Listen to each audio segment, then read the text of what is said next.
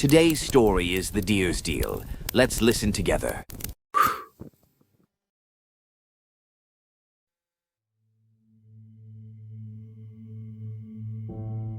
The call came at 3:17 a.m.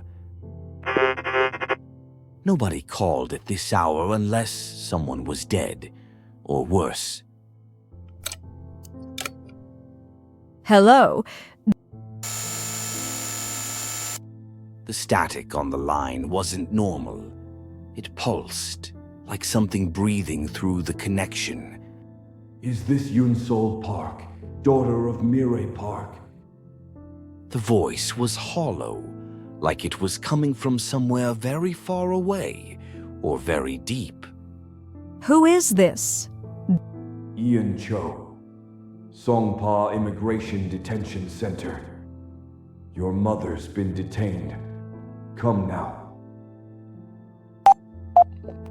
Unsol sat in the darkness, phone still pressed to her ear. Through the walls, she heard her neighbor's television, a woman screaming in some late-night drama. But the scream went on too long, longer than lungs should hold air. Her refrigerator hummed, then stopped, then started again, slightly off rhythm. Almost like breathing. The detention center squatted on Seoul's outskirts like something that had grown there. Gray concrete, no windows on the lower floors. Someone had planted cherry trees along the fence, but they'd been pruned wrong. Branches bent at angles that hurt to look at. The lobby smelled like bleach, trying to cover something else. Something organic. The security guard sat behind bulletproof glass, staring at his phone. His thumb moved across the screen in the same pattern, over and over, like a recording stuck on loop. I'm here to see Mirai Park. I got a call. The guard looked up. His eyes didn't quite focus on her. ID'd. She slid her resident card through the slot. He studied it for too long. His lips moved silently, counting something. Take a seat. Someone will call you. 6 other people filled the waiting room. A man in an expensive suit checked his watch. Every 30 seconds. Exactly 30 seconds. His wrist moved with mechanical precision. An elderly woman clutched a plastic bag. Something inside moved, shifted, made a wet sound. A young couple sat pressed together, whispering, but their mouths didn't match the sounds. The words came half a second too late. Nobody made eye contact, or maybe they couldn't. The fluorescent lights buzzed overhead. One flickered, on, off, on, off, like Morse code, like a heartbeat, like something trying to communicate. Unsol checked her phone. 4:32 a.m. She'd been here 15 minutes. But the clock on the wall said 3:45. And none of the other people had moved at all. Yunsol Park. The man was younger than his voice suggested. Wire-rimmed glasses, hollow eyes. But his skin had a waxy quality, like it had been stretched over something that didn't quite fit underneath. Come with me.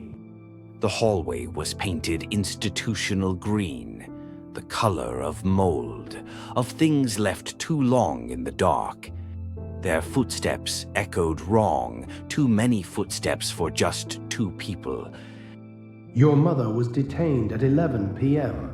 Expired documentation. That's impossible. She's been a citizen. According to our records, Mirai Park entered on a work visa in 1998, expired 2001, no citizenship application. They stopped at interview room C. Ian's hand hovered over the handle. His fingers were too long. Or maybe that was just the lighting. Before you see her, I need verification. When was your mother born? July 15th, 1965. What's your Where? Busan in Hyundai Beach? Ian made a mark in his folder. The pen scratched against paper, but the sound was wrong, like nails on bone. And your father? The question landed like something physical. I don't have a father. He left before I was born. Ian smiled, his lips pulled back too far. Your mother's story is different. The interview room was too small. Impossibly small. The walls seemed closer than they should be. Her mother sat across the metal table, hands folded. Blue cardigan, cotton pants, the same clothes from yesterday morning. But her face was wrong. The distance between her eyes, too wide. Jaw sitting lower than it should, cheekbones in the wrong place. Like someone had moved the features around just slightly, just enough to make Yunsul's stomach turn. Mom? Yunsul, you came. The voice was right, perfectly right. But coming from that face, that almost face, made everything worse. The light flickered. In that instant of darkness, Yunsul saw her mother's face change. Actually change. The skin rippling like water, bones shifting beneath. When the light came back, the face was different again. Sharper, eyes darker, mouth a different shape entirely. Listen carefully. Do you remember the story I told you? About the woman who fell from the sky? Mom, what's happening to your face? The woman who fell and couldn't get home. The man who found her robe and hid it. Do you remember? Another flicker, another face, this one younger, softer. Familiar in a way that made Yunsul's skin crawl. It was her own face. Her mother was wearing her face. Then it shifted back. Or to something else. Yunsul couldn't tell anymore. Yes, I remember the story. What happened to the woman? She married him, had children, found her robe, went back to the sky. And the man? He fell, died. That's the version for children. Ian spread documents across the table. Passports, visas, immigration forms, all bearing her mother's name. But the photographs, 12 different faces stared up at Yunsul. Some old, some young, some beautiful, some plain. None of them quite human. None of them quite matching the face across from her now. 12 identities. Same name, same birthday.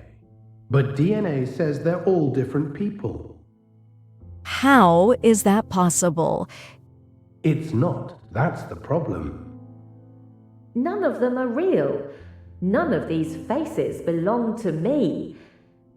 Mirai's voice dropped, deepened, became something ancient wrapped in modern vocal cords. The man in the story didn't die. He made a deal. The deer came back, the one who showed him where to find the robe, and offered him another chance. But the price was steep. The fluorescent light flickered faster now. With each flicker, Mirai's face changed. Old, young, male, Female, Korean. Not Korean. Familiar, strange. Every time I gave birth, I could take my daughter's face, peel it off like a glove, wear it for 20, 30 years, long enough to build a life, have another child. Then I'd take the new face, start again. The temperature dropped. Yunsol could see her breath now. 300 years, 97 daughters, 97 faces stolen while they slept, each one waking up to find their mother wearing their skin, each one learning what their father started, what I continued. Stop, please stop. But Mireille kept talking, and with every word her face shifted, flickered, became a slideshow of stolen identities. You're the 97th. I've been waiting for you to grow up, waiting for your face to mature. It's almost time now, almost ripe. Mireille reached up and touched her own face. Her fingers sank in slightly. The skin moved under her touch like it wasn't quite attached, like it was a mask she could peel away at any moment. You're not my mother. What are you? She is your mother. She's just been many other mothers too. Ian stood. His movements were too smooth, too fluid, like he wasn't bound by the same physics as everything else in the room. The deal was simple. The woodcutter could see his family again, touch them, hold them, but he had to give something precious in return. What are you? Ian's smile widened. Too wide. His jaw cracked, dislocating, opening further than any human jaw should. I'm the one who makes deals, the one who offers choices.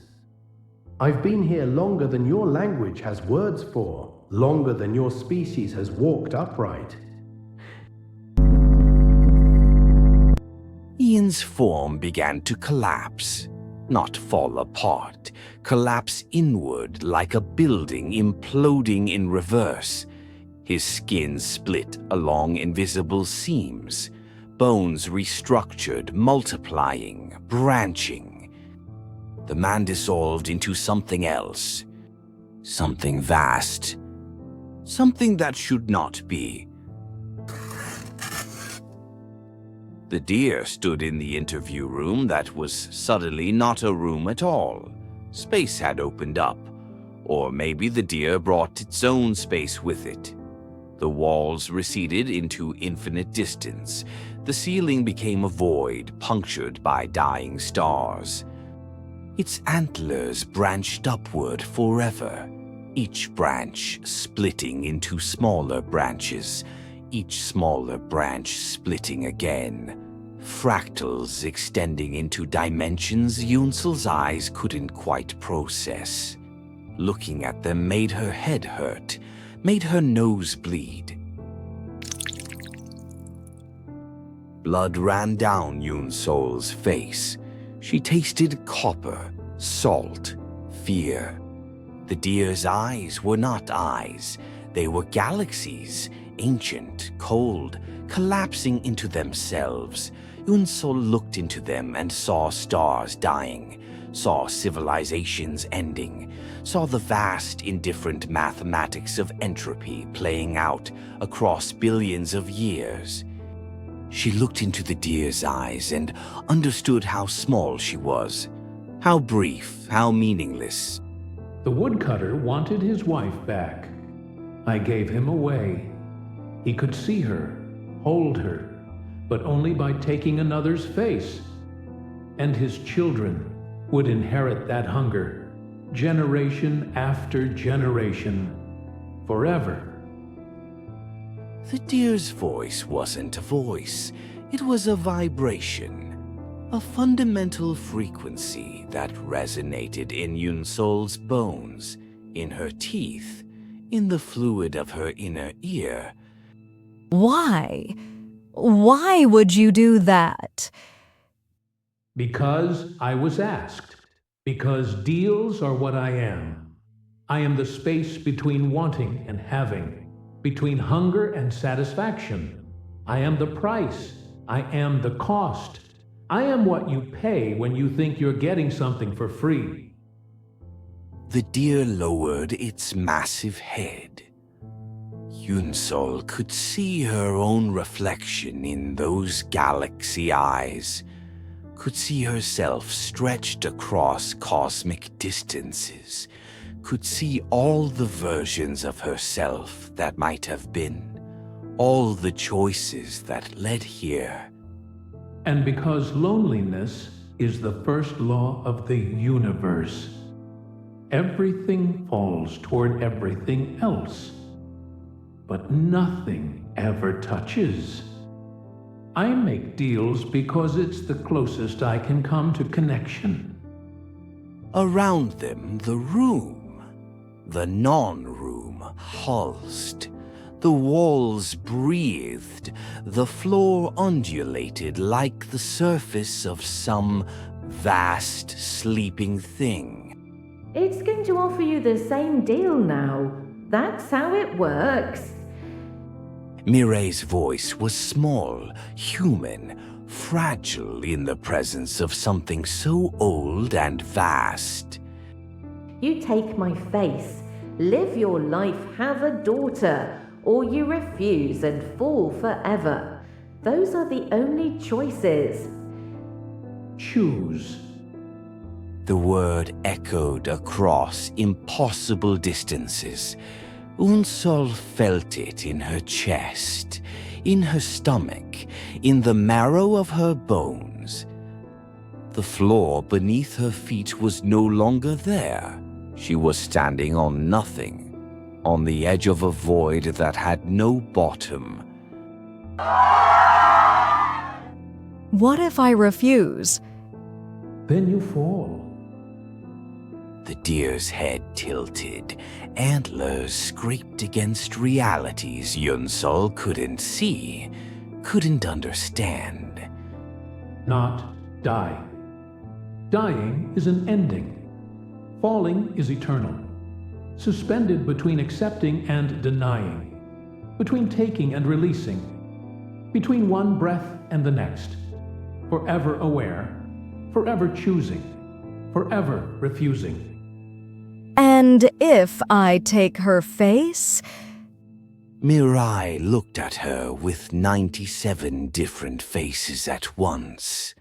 The light flickered and Yunsol saw them all, every daughter, every stolen face, every life consumed.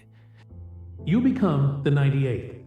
You peel your mother's face away. I'll show you how. It's easier than you think. And you wear it. You live. Build your life. Have a daughter of your own. And when her face is ripe, when she's grown just enough, you take it too. The cycle continues. Forever. The deer's mouth opened. Inside was not a throat. Inside was the void, the same void beneath Yunsol's feet. The same void that had been swallowing the deer's victims for centuries. But you must choose. The deal requires choice. Free will is the only currency that matters. So choose. Take or fall. Devour or drown. Live or refuse. Choose. Yunsol stood. The chair scraped against linoleum that had suddenly become transparent. Beneath it, the void. And in the void, people, hundreds of them, thousands, all falling, mouths frozen in silent screams, eyes wide and bleeding, arms reaching up, fingers grasping at nothing, never landing, never dying, just falling forever. Unsol could see their faces, young children with terror etched into their features, old men clawing at the air, women with their mouths open so wide their jaws had dislocated, all falling, all aware. How many? How many people are down there? Does it matter? The deer's voice vibrated through Unsol's skull. She tasted blood in her mouth. Each one refused.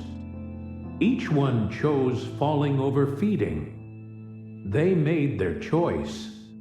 Now they pay the price.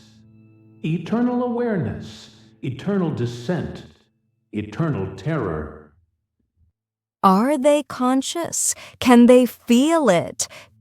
Every second, every endless second, they feel the wind tearing at their skin, the drop that never ends, the terror of falling with no ground to break their fall, no death to end their fear, just falling, always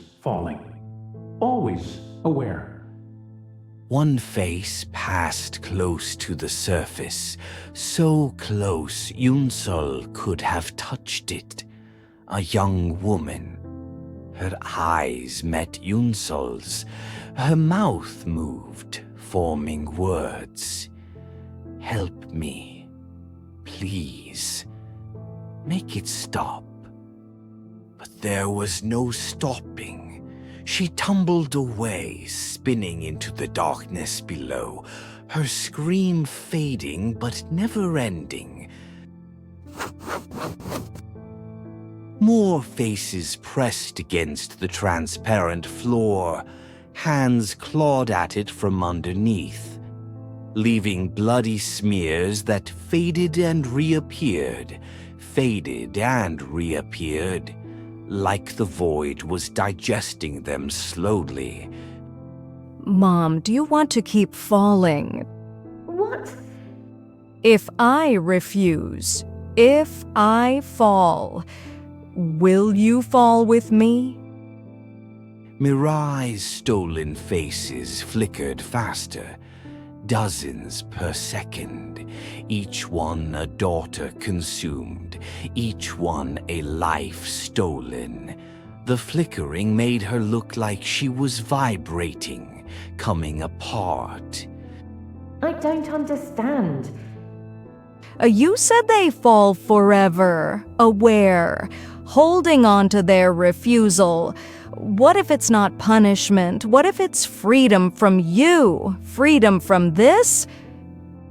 The deer's antlers began to fracture, tiny cracks spreading through impossible geometry. Each crack released a sound like bones breaking. You can't refuse together.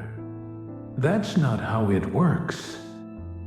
The deal is individual, personal. You choose alone. Then I'm breaking your deal. The cracks widened.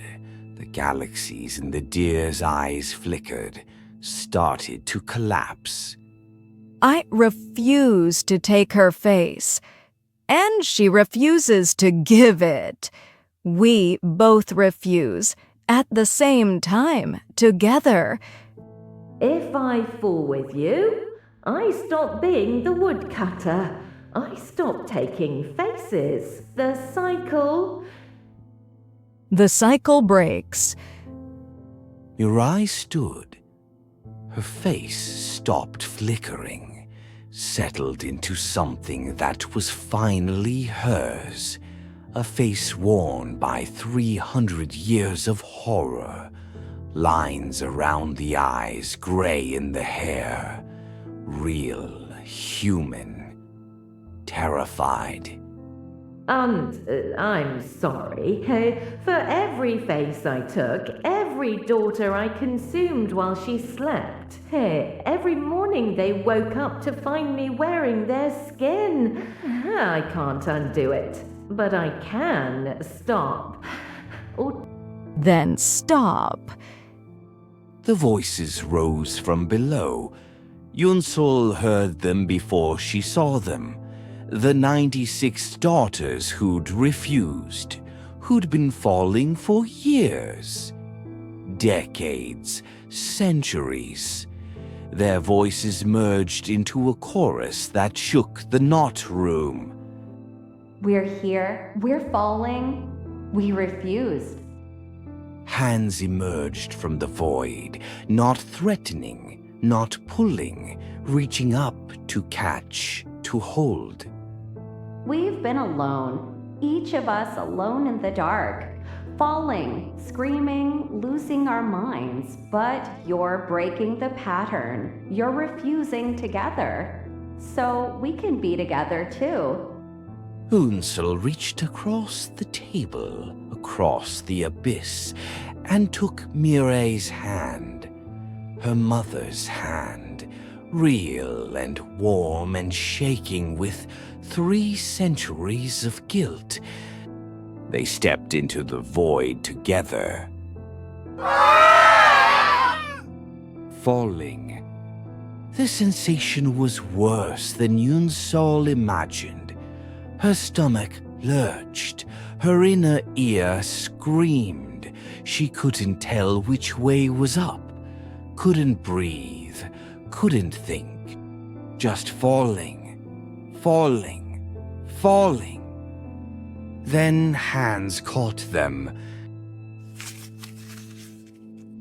Not pulling them down, holding them up, supporting them. The 96 daughters formed a net of bodies, a web of refusal, each one connected to the others, each one holding on. Unsol expected terror, expected the endless drop to feel like dying slowly. But instead, held by all those hands, surrounded by all those voices, it felt like freedom. Above them, the deer shattered. Not gradually, all at once. Every deal it had ever made, every trap it had set, every choice it had forced, all of it collapsed inward, imploded. The sound was like the universe ending, like reality splitting open, like 300 years of accumulated horror being released all at once. The galaxies in its eyes went supernova. Its antlers exploded into fragments that dissolved before they could fall. Its body, vast and terrible and beautiful, broke apart into nothing. And then Unsol woke. Her apartment, her bed, 3:17 a.m. glowing on her phone. It was buzzing. Unknown number. Her hand shook as she reached for it. Hello, Chen Fie von Avi and yes Kim Sak Hai. Adi Enorsoder, hello? At first, just static. Then underneath it, breathing. Not one person, many, dozens, hundreds. All inhaling and exhaling in perfect synchronization. And underneath that, screaming, very faint, very far away, but definitely screaming. I hear you. We're still falling. The voices were wrong, layered, some young, some old, some speaking languages Yunsol didn't understand, all of them talking at once. We're still falling, but we're not alone. You're falling too. Can you feel it? And Yunsol could. The sensation of the bed beneath her was wrong, slightly floating, like she was suspended, like gravity had become optional. She looked down at her hands. They looked normal, but when she moved them, they left after images, traces of where they'd been. What's happening to me? You refused. You fell with us. Did you think you could come back? The line went dead with a sound like tearing fabric. Unsol set the phone down. Her hands were shaking. No, her whole body was shaking, or the room was. She couldn't tell which. She walked to her window. Soul spread out below. But something was wrong with it. The lights flickered in patterns. The building seemed to shift slightly when she wasn't looking directly at them. Everything looked almost right, almost real. Almost. Unsol turned, stared at her apartment door. Nobody should be here. Nobody could be here. It was 3 a.m. The knock came again, patient, persistent. She opened the door. A woman stood there, middle-aged, wearing a blue cardigan. But her face kept flickering. Just for instance, between different faces, different ages, different people. I didn't know where else to go.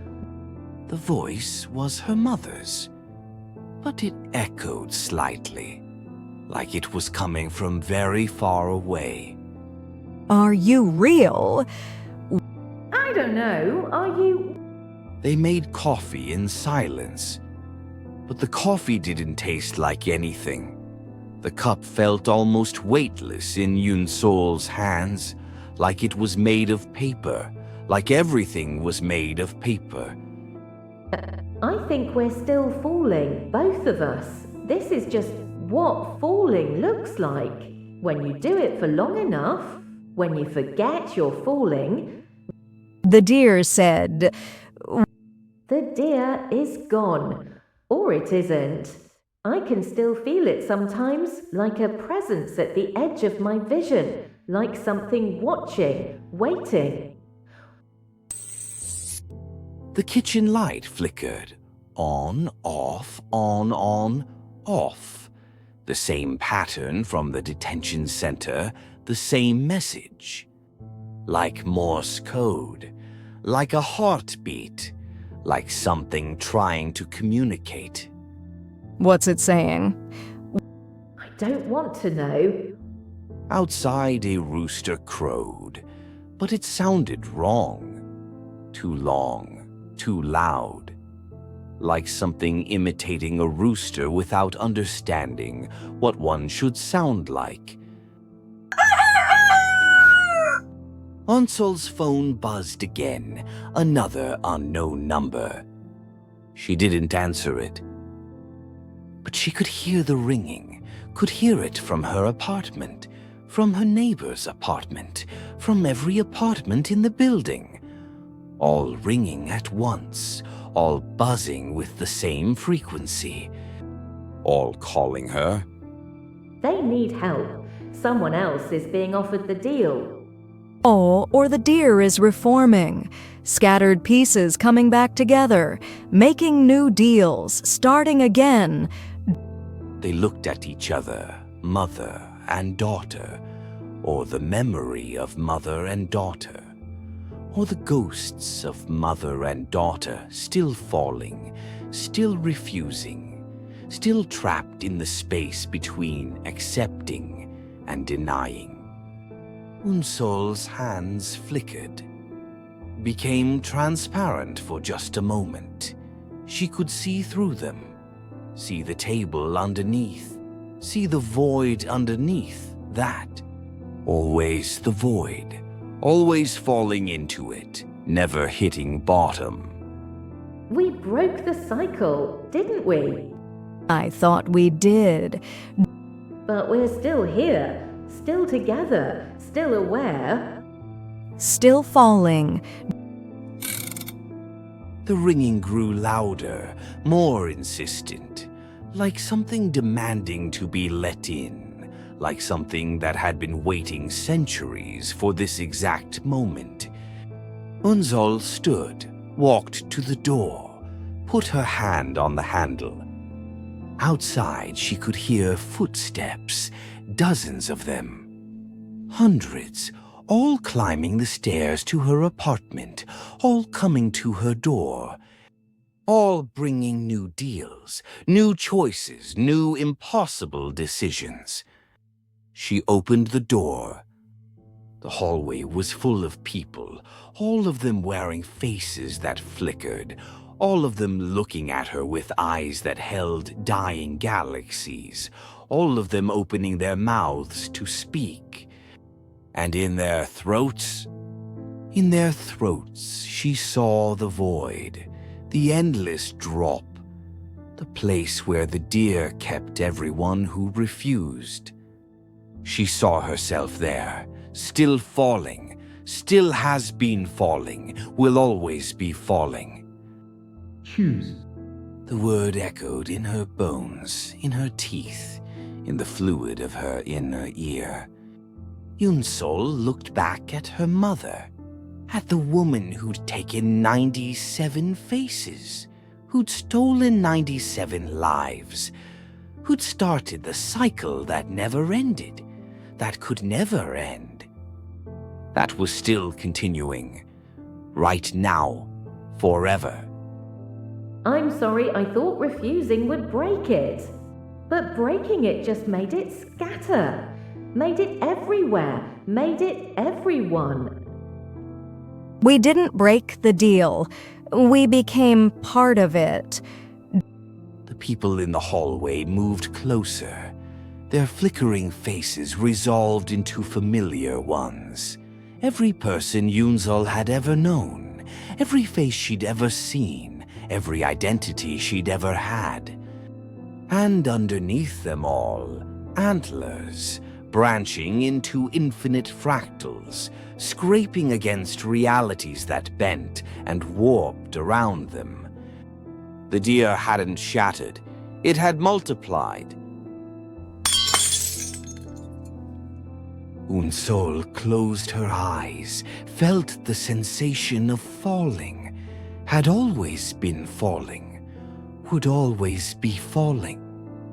And in the darkness behind her eyelids, she saw them, the 97 daughters, still falling, still holding on to each other, still screaming, still aware, still choosing, still refusing. Forever.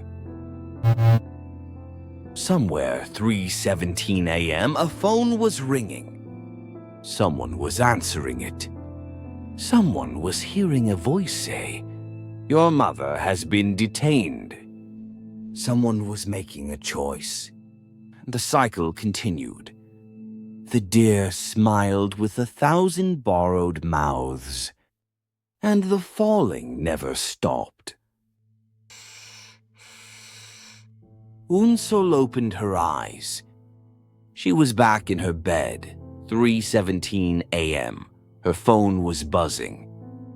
Unknown number. She stared at it, reached for it, and the story started again. It always started again. It never stopped starting again. That was the real horror, not the falling. The falling was mercy.